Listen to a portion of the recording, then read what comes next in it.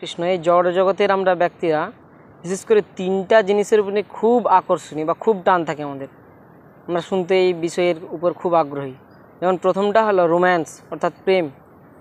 ভগবান শ্রীকৃষ্ণ কিন্তু চতুরের শিরোমণি। ভগবান দেখবেন প্রচুর পরিমাণে যে বৃন্দাবন লীলা রয়েছে সেই লীলার মধ্যে প্রচুর প্রেম লীলার তিনি করেছেন। আমরা অনেক কাহিনী থেকে প্রেম লীলার রসের আস্বাদন করে থাকি। এবং দ্বিতীয় হলো রাজনীতি বা পলিটিক্স, যেটার জন্য আমরা এত খবরের কাগজ পড়ি, বইয়ের পাতা উল্টাই, টিভির উপর চোখ বুজে বসে থাকি খবর দেখার জন্য, খবরের চ্যানেলে।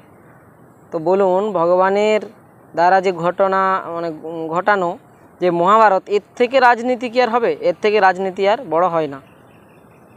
অর্থাৎ ভগবান রাজনীতিতেও কিন্তু খুব পারদর্শী ছিলেন। এবং তৃতীয় নম্বর হলো খেলা।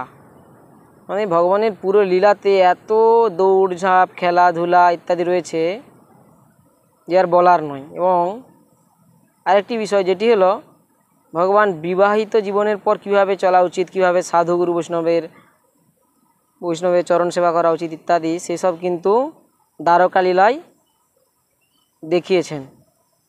অর্থাৎ ভগবানের লীলায় আমরা আজকাল যে জড়জগতের মানুষেরা এইসব বন্ধনে আবদ্ধ, সেই সব কিন্তু ভগবান কিন্তু নিজেই লীলাতে দেখিয়েছেন যে তিনি কতটা পারদর্শী। অতএব পিছিয়ে থেকে লাভ নেই, ভগবানের ভক্তি অবশ্যই করা উচিত। ভগবান হচ্ছে সর্বোত্তম, সর্বেশ্বর।